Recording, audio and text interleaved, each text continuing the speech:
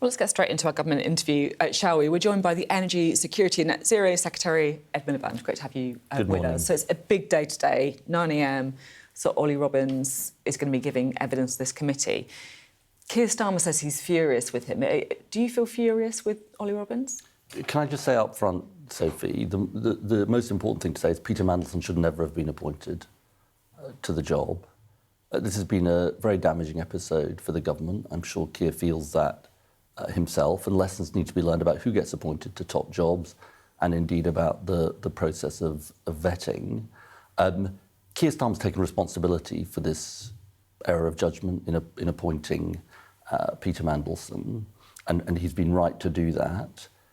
Look, on the ins and outs, we'll obviously have to wait to see what Ollie Robbins says.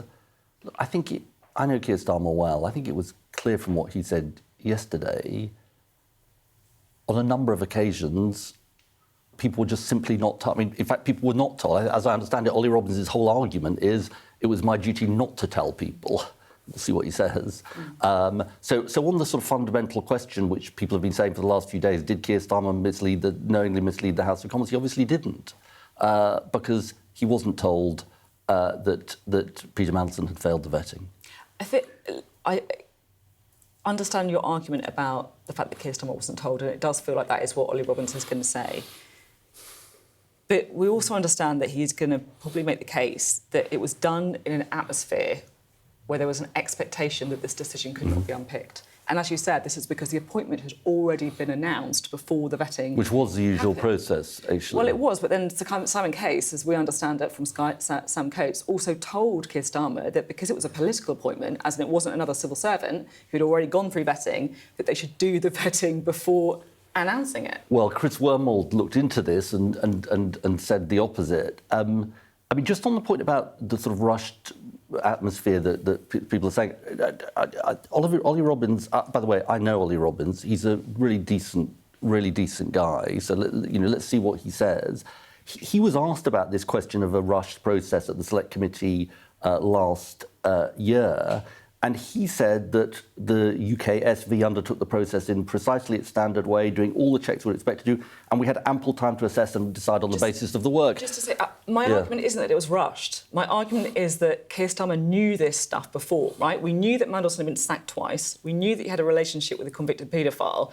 We knew that he had a lobbying company with links to Chinese firms, right? We knew this stuff. So you're saying he should never have been appointed? Yeah. And I agree with you. But that's Keir Starmer's fault, isn't it? Not Ollie Well, yeah, Robbins' and he said that. But look who's lost their jobs, right? The Chief of Staff has lost a job. Ollie Robbins has lost his job. The Head of the Civil Servants has lost his job. The Director of Communications has lost his job. Should Keir Starmer lose his job? I don't think so. He was the one who made the error, as you admit. Well, I don't think so, no. Obviously I don't, because I think Prime Ministers make errors. Prime Ministers are fallible. Prime Ministers are human. As you know, I steered well clear of Peter Mandelson when I became Labour leader in 2010. But people make mistakes, and the point about a mistake is, do you fess up to it and say, yeah, I made an error? And he couldn't have been. He's been clear on a number of occasions, including yesterday in the House of Commons. But look, I don't want to say to your viewers this isn't damaging, or we've got the war in Iran, we've got everything else going on. I'm trying to protect both our energy supplies and prices and all of the which I know we'll get to. But so I'm not coming on here and pretending it's all fine or it's not damaging. Of course it's damaging. You said that you stayed clear of Peter Mandelson when you were Labour leader. What went through your mind when you saw he'd been appointed as US ambassador? Well, that it could blow up, that it could go wrong. Did you say that to anyone? I had a conversation with David Lammy about it before the appointment, and I said I was worried about it. I do want to say one thing, though, which is... What did David Lammy say then? Well, I think he was worried about it too. Look. I think I do want to say one thing. People were worried. Sure, but of course, and look, a judgment was made. But look, I just want to say one thing about this, which is Peter Mandelson was a very familiar figure in the sort of 30-year history of the Labour Party, and it's almost like that familiarity kind of meant that people sort of... It's almost like his his flaws and so on just got almost sort of faded into the background, and that was obviously wrong. So Keir Starmer just wasn't listening to people like yourself, like David Lammy, like other people who were raising concerns. That was the issue. He made a judgment. Prime ministers make judgments, and sometimes they get those judgments right, and sometimes they don't get them right. I will say, on the big fundamental question of this war that has happened, and Keir Starmer made a really hard, the fundamental judgment of a prime minister, which is not to get into that war. So he's human. Okay. He fessed up. Let's talk about energy. Yeah. You're here with a renewable energy announcement. What is it? Well, we've had 2 fossil fuel crises in the last 5 years. Russia invading Ukraine, now the Iran war, sort of prices spiking and businesses and families affected. There is one cause of this, which is that we are subject to these global fossil fuel markets that we don't control. And my argument today is there is only one answer, which is to drive further and faster for clean power.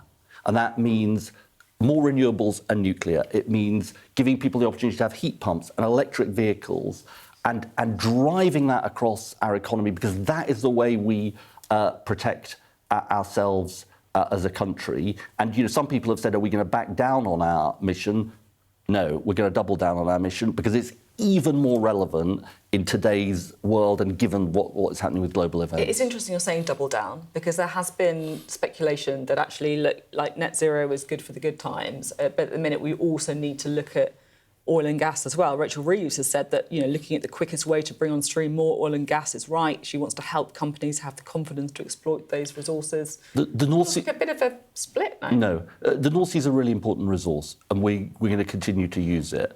I'm not one of those people who say we should turn off the taps overnight, nor am I one of those people who says we can drill every last drop, as the Tories in Reform would say. If there's new drilling, would there be new drilling in the North Sea? We've said, there will be tiebacks, or so-called tiebacks to existing field. Yeah, and that isn't a U-turn. No, there's a total mischaracterization. There's been this total mischaracterization of our position, which is somehow we want to turn off the taps. We've never said turn off the taps, but ours is a pragmatic sense. I thought you didn't want new drilling in the North Sea. No, we've said, well, this is why it's good I'm on your programme. Yeah.